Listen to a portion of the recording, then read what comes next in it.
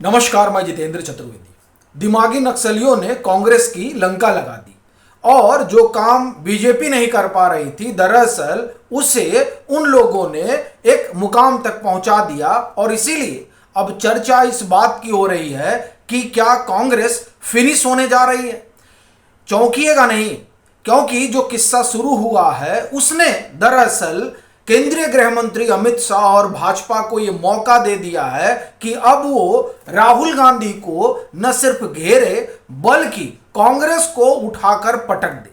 और ऐसा कहने की वजह है, उसी पर थोड़ा विस्तार से बात करेंगे और शुरुआत करते हैं उससे जो राहुल गांधी ने कहा। वो कह रहे हैं कि साहब अब बीजेपी जो है वो खत्म हो रही है, मोदी खत्म हो रहे हैं।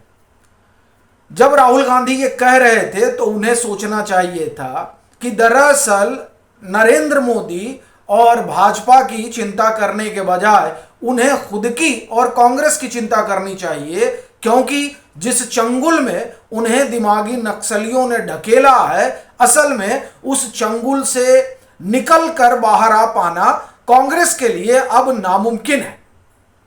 और एक बड़ी चीज है, देखिए, सत्ता पक्ष हो या आप कहें कि बीजेपी हो, सब इसमें रहते हैं कि विपक्ष मजबूत होना चाहिए। और चूंकि विपक्ष की नुमाइंदगी कांग्रेस करती है, इसलिए एक वाइब्रेंट डेमोक्रेसी के लिए कांग्रेस का मजबूत होना बड़ा जरूरी है।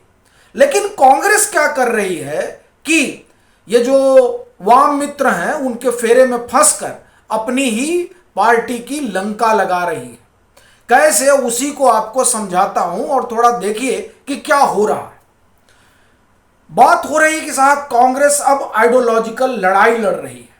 आप में से मैं ये मानकर चल रहा हूं कि सभी जो है वो शिक्षित लोग हैं। मैं साक्षर की नहीं, मैं शिक्षित की बात कर रहा हूं। सभी शिक्षित लोग हैं। सब ने बिपिन चंद्रा को भी देखा होगा और रजनी कोठारी को भी पढ़ा होगा।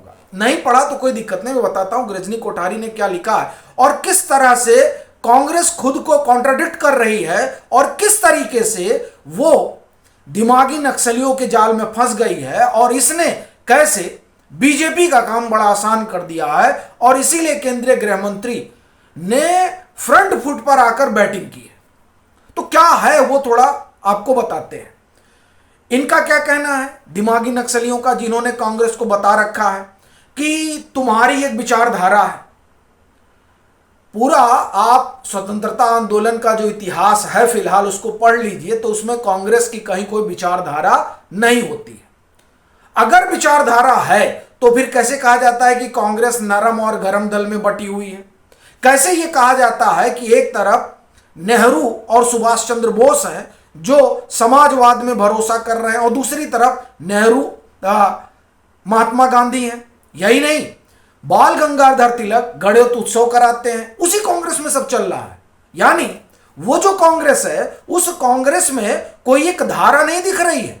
वही कांग्रेस है जिसमें सुभाष बाबू पूरा क्रांतिकारी हैं, आजाद हिंद फौज बना लेते हैं। तो कौन सी धारा थी भाई कांग्रेस की?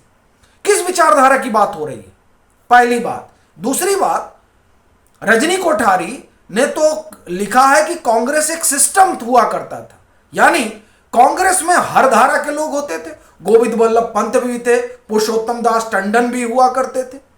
यानी जिन्हें माना जाता था कि ये हिंदुत्व की धारा के हैं। सबसे बड़ी बात, इंदिरा गांधी हिंदुत्व को रिप्रेजेंट करती थी। खासतौर से जब इमरजेंसी के बाद जनता पार्टी की सरकार आई गई और फिर कांग्रेस लौट कर आई, तो जनता पार्टी की सरकार बनने और इमरजेंसी के बाद इंदिरा गांधी, एक तरह से कहा जाए कि जो जिस हिंदुत्व की पॉलिटिक्स की बात की जाती है वो तो उसी तरफ गई। तो सवाल ये उठता है कि तब कांग्रेस की विचारधारा क्या है? क्योंकि बिपिन चंद्रा जो लिखे हैं उसमें तो कांग्रेस की कोई धारा नहीं दिखाई दी, कि एक ही धारा दिखाई देती है और राष्ट्रवाद। तो वही धारा बीजेपी की भी है। तो लड़ाई कहां है? वामपंथी कौन सा गाना इनको सिखा रहे हैं? दूसरी चीज आप देखिए, थोड़ा आगे बढ़िए।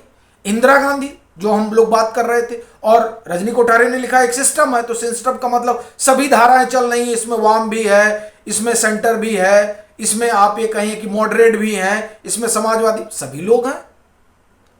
इनकी कब से एक विचारधारा हो गई? कह रहे हैं आइडियोलॉजिकल लड़ाई लड़ रही है। कौन सी आइडियोलॉजिकल लड़ाई है? अगर हम ये मानकर चले, जो जो वाकई में फैक्ट है कि ये तो इंदिरा कांग्रेस है, तो इंदिरा कांग्रेस ने तो हिंदुत्व की धारा को लेकर आगे चली वो, और फिर उनके जाने के बाद राजीव गांधी का कालखंड कोई बहुत लंबा है नहीं, लेकिन कमोबेश उसी पॉलिसी को उन्होंने आगे बढ़ाया। हाँ, और फिर आप देखिए नरसिम्हा राव भी उसी पॉलिसी पर कमोबेश आगे बढ़े, हिंदुत्व ही दिखाई दिया। सोनिया गांधी आई तो फिर उसमें कई सारी धाराएं चलने लगी। धारा वाला मसला ही नहीं है यहां पे। और अब उल्हाना दिया जा रहा है कि हम कैसे पूरा गा सकते हैं। कैसे नहीं गा सकते हैं भाई? क्यों नहीं गा सकते हैं? और बड़ी चीज आप देखिए, शर्मिला टैगोर तक का बयान आ गया। हद है। आप इस देश को कहां ले जाना चाहते हैं? बीजेपी की ये लाइन बड़ी सही है कि असल में वंदे मातरम पूरा ना गाकर ये फिर उसी दिशा में हिंदुस्तान को ले जाना चाहते हैं जहां ये 1937 में तय किया गया था ले जाना। आप उसी दिशा में लेकर जा रहे हैं। क्या दिक्कत है इसमें? आप पूरा वंदे मातरम गाइए। और इसमें विचारधारा कहां से आ जाती है? किसी राष्ट्रगीत को लेकर, किसी राष्ट्रगान को लेकर विचारधारा वाला एंगल कैसे आ रहा है? यह बड़ा आप एक तरह से कहें कि कौतूहल पैदा करता है।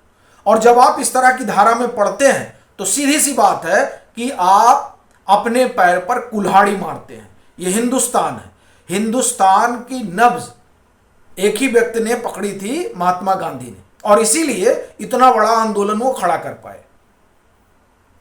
और अभी अगर किसी ने उस नब्ज को पकड़ा है तो वो है प्रधानमंत्री नरेंद्र मोदी। वो जान रहे हैं कि देश चाहता क्या है। अभी राहुल गांधी सेल्फ रूल का जो है एक दर्शन दे रहे थे। दर्शन वो कन्वे नहीं कर पाए। दर्शन बड़ा है लेकिन कन्वे नहीं कर पाए। हिंदुस्तान की आप बात करते हैं और उसमें विचारधारा, और वैसी विचारधारा देखिए, कहा जाता है ना कि अपने धर्म ईमान पे रहो। धर्म का मतलब यहां हमेशा नैतिकता हुआ है। गांधी रघुपति राघव राजाराम सुनते थे तो क्या वो सांप्रदायिक थे? देखिए, सवाल बड़ा सीधा है। कांग्रेस जिनकी लिगेसी को आगे लेकर चलने की बात कर रही है, दरअसल इन वामपंथियों के फेरे में फंसकर वो उसी लिगेसी को खारिज कर रही है। और ये जो खारिज करना है, यही दरअसल हिंदुस्तान की आत्मा को और हिंदुस्तान के जनमानस को ना समझने वाली बात है। आप खारिज कर रहे हैं, मतलब आप जो है, आप वंदे मातरम का पूरा स्टैंजा नहीं गाएंगे, ये कहकर आपने कांग्रेस को रसातल में ले जाने की शपथ ले ली है। और वो बेटिंग ही रहेंगे राहुल गांधी, क्योंकि अब इस मुद्दे पर बीजेपी जो है वो बाकायदे घेरेगी। और ये लिख कर रखिए, जिस जंजी का शिगुफा छोड़कर बीजेपी को घेरने की कवायद हो रही है, दरअसल उस जंजी के ही जहन में राष्ट्रवाद का खून दौड़ता है। ये आप लिख कर रखिए कि कितना बड़ा ब्लंडर जो है वो कांग्रेस ने किया है दिमागी नक्सलियों के फेरे में फंसकर। क्योंकि आप देखिए, उफान कौन मारता है किसके भीतर? राष्ट्रवाद। जो आप जिसे कहा जाता है ना किशोरा, युवा, वो लड़ते हैं। आप स्वतंत्रता आंदोलन निकाल के देख लीजिए। तो जिस तरह से छात्र अपनी बात रख रहे हैं, उसी तरह से वंदे मातरम पर भी वो अपनी बात रखेंगे और ये कांग्रेस को लेने के देने पड़ जाएंगे। इसीलिए बीजेपी फ्रंट फुट पर आकर खेल रही है कि भाई उसको गाने में आपको दिक्कत क्या है? दिक्कत एक ही कि अगर उसको पूरा गा देंगे तो वो जो इनका अपना अपीजमेंट पॉलिटिक्स है उसका क्या होगा?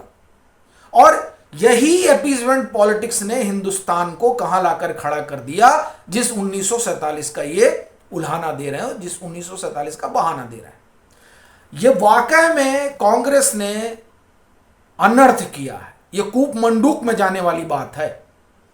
और अमित शाह, प्रधानमंत्री नरेंद्र मोदी, भाजपा को सियासी तौर पर इन्होंने लीड दे दी है। अब उनके लिए कोई कठिन काम नहीं है। बीजेपी के लिए अब ये बड़ा सहज हो गया है कांग्रेस मुक्त भारत करना। और जो इसमें कांग्रेस के साथ खड़ा होगा वो रसातल में जाएगा। ये आप कहा जाता है ना कि हस्ताक्षर है, ये लिख कर रखिए। कांग्रेस वालों से बुद्धि आए, हम तो यही आशा करते हैं कि कम से कम वंदे मातरम को लेकर इस तरह की रिजिडिटी न दिखाएं। अन्यथा ये रिजिडिटी उनको डुबाने जा रही है। तो वो जो पीएम ने लाल किले की प्राचीर से कहा ना, दिमागी नक्सल सबसे ज्यादा नुकसान अगर किसी का कर रहे हैं तो वो कांग्रेस है। कैसे, वो हमने आपको बता दिया। बाकी आप लोगों की क्या राय है जरूर साझा करिएगा।